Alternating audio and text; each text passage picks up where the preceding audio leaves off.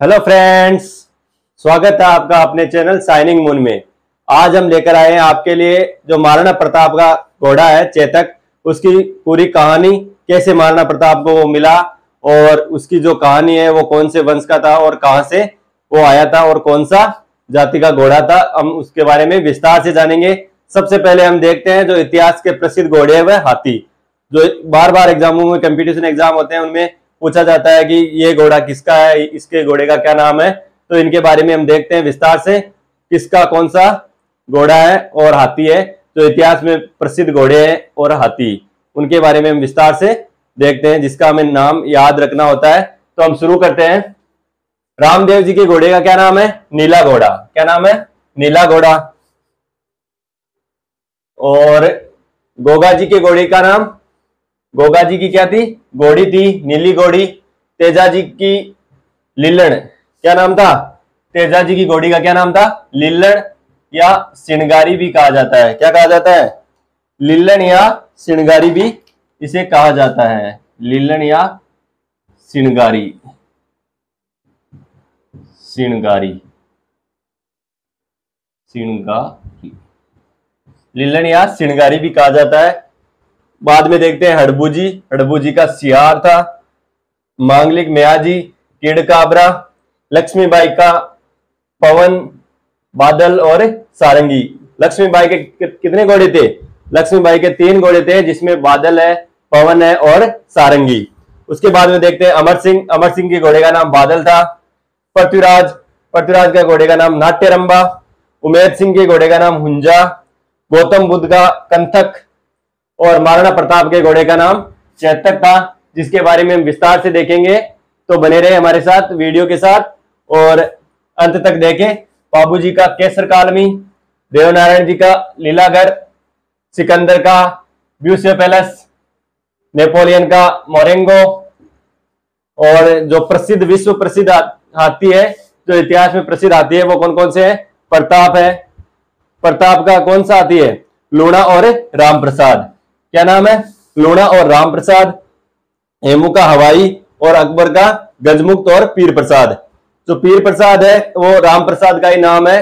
अकबर का एक ही सपना था कि महाराणा प्रताप को और उसके हाथी को क्या बनाना? महाराणा प्रताप को और उसके हाथी को बंधक बनाना या अधीन करना, क्योंकि जो हाथी था वो प्रसिद्ध था और महाराणा प्रताप उसके अधीन नहीं आ रहे थे। इस कारण उसका एक ही सपना था, महाराणा प्रताप को और उसके हाथी को बंधक बनाना।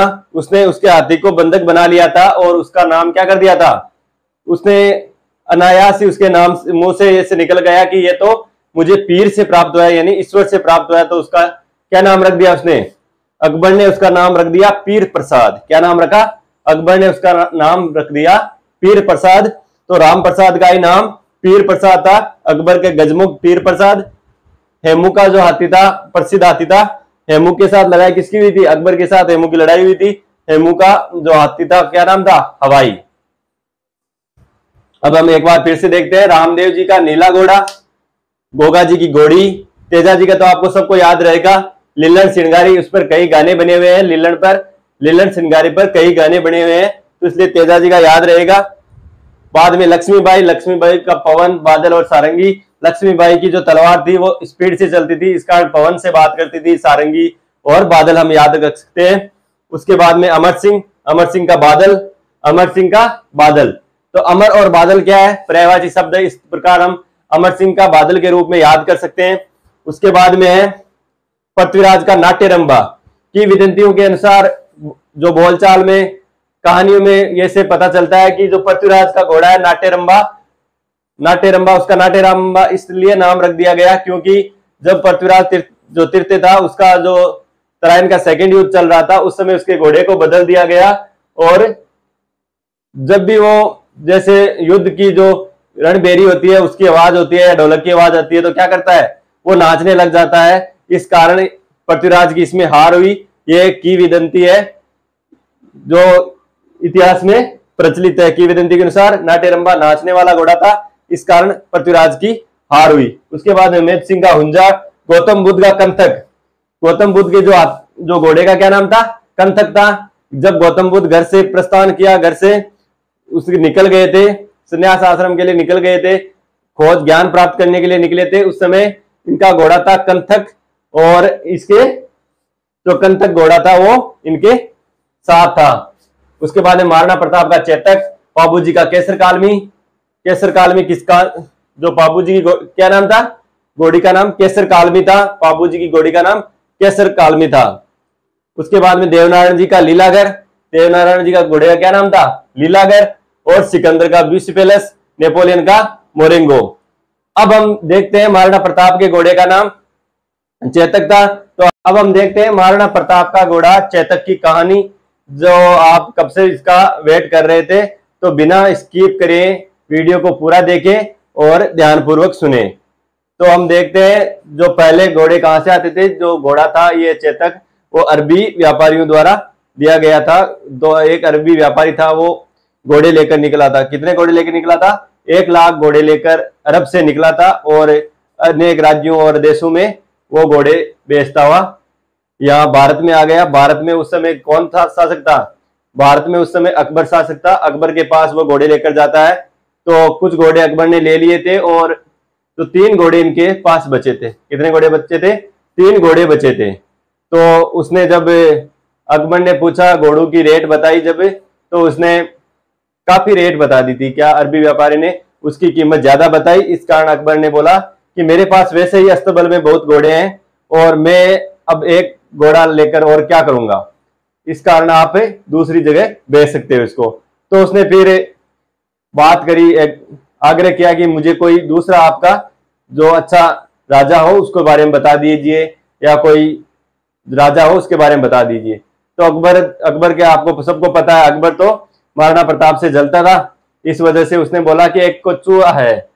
चूहा मतलब वो उसको नीचे दिखाने के लिए कि जो महाराणा प्रताप है वो इतना महंगा घोड़ा अफोर्ड नहीं कर पाएगा, इतना जो महंगा घोड़ा है वो नहीं ले पाएगा, इस कारण उसको वहां भेज देते हैं। तो जो अरबी व्यापारी था उसने भी जो महाराणा प्रताप है उसकी बातों को सुन रखा था, उसकी जो प्रसिद्धि थी उसको भी पता था। इस कारण वो महाराणा प्रताप के पास चला जाता है, वो 3 घोड़े लेकर। उन घोड़ों का क्या नाम है, तो 3 घोड़े थे वो क्या क्या नाम के थे। पहला घोड़ा है एटक, दूसरा केटक और चेटक, जिसे हम चेतक भी बोलते हैं। क्या बोलते हैं, चेतक। और कहीं कहीं पर इसको त्राटक भी बोला जाता है। क्या बोला जाता है, त्राटक भी बोला जाता है। एटक, केटक और चेटक, ये तीनों क्या थे, भाई थे। और ये घोड़े लेकर वो महाराणा प्रताप के पास आ जाता है। इनके पास आ जाता है, महाराणा प्रताप के पास आ जाता है। और जब अरबी व्यापारी जो महाराणा प्रताप के पास आता है, तो उसने उसकी जो कीमत बताई वो 1 लाख 80 रुपये बताई थी। कितनी बताई थी, 1 लाख 80 रुपये बताई थी। तो महाराणा प्रताप ने भी मना कर दिया कि हम इतने महंगे घोड़े क्यों लेंगे, और क्या करेंगे इतने महंगे घोड़े लेकर, वैसे हमारे पास घोड़े हैं। तो उसने अरबी व्यापारी ने कहा कि इन घोड़ों की अलग है, मैं इनकी जो कीमत है उसके बारे में आपको कीमत बताई है, उसके अनुसार इनका काम है, इनकी मजबूती है। तो उसने बोला कि सिद्ध करके बताओ। तो उसने व्यापारी ने कहा कि मैं सिद्ध करके आपको चेतक की जो प्रसिद्धि है उसके बारे में सिद्ध करके बता दूंगा, काबिलियत क्या है इसकी बता दूंगा। तो उसने जो राज्य के जो ग्राउंड था उसमें काफी लोग एकत्रित हुए, और उनके सामने क्या कर दिया, जहां घोड़ा खड़ा होता है उसके चारों पैर, क्या होता है, चारों पैर के एक गड्ढे नुमा बना के उसमें कुछ ऐसा केमिकल या ऐसे फिट कर दिया कि वहां से चीज जब उसको अंदर डाल दिया जाता है तो निकल नहीं सकती, टूट सकती है लेकिन वो वापस चीज उसको छोड़ती नहीं है, टूट सकती है लेकिन निकल नहीं सकती। तो जो 2nd नंबर घोड़ा होता है केटक, उसने उस समय बलिदान दिया था। तो इस घोड़े के पैर क्या कर देते हैं, उसमें जो खड्डे बना रखे थे 4 उसमें लगा देता है और वो खड़ा हो जाता है। वो जो अरबी व्यापारी है वो भी रोने लग जाता है, और वो जो घोड़ा है वो भी, उसके आंखों में आंसू आने लग जाते हैं और वो गले मिलते हैं। और जब अरबी व्यापारी थोड़ी दूर जाकर जो अपने पास हंटर रखता है उस हंटर को हिलाता है, जैसे वो हंटर का इशारा करता है वैसे ही जो घोड़ा है केटक, उसकी जो धड़ है, जो उसके पैर तो वही रह गए और उसकी जो धड़ है वो उसके पैरों में जाके गिर गई। इसे ये सिद्ध होता है कि ये घोड़े क्या है, ये मजबूत भी घोड़े हैं और स्वामी भक्त भी घोड़े हैं, जो अपने शरीर के अंग टूट जाने के बाद भी स्वामी की बात है, स्वामी का इशारा है वो मानते हैं उनकी चाहे जान भी चली जाए। इस समय ये जो केटक है ये अपना बलिदान दे देता है, और जो चेतक है और एटक है वो महाराणा प्रताप ले लेते हैं इनको, महाराणा प्रताप चेतक को ले लेते हैं, और इनके छोटे भाई महाराणा प्रताप के छोटे भाई शक्ति सिंह, महाराणा प्रताप के जो भाई है उनको एटक घोड़ा मिल जाता है। यह चेतक वही है जिसके बाद जो पैर कट जाने के बाद भी वो क्या करता है, नदी पार करता है, छलांग लगाता है और महाराणा प्रताप को सही जगह सही सुरक्षित स्थान पर पहुंचा देता है।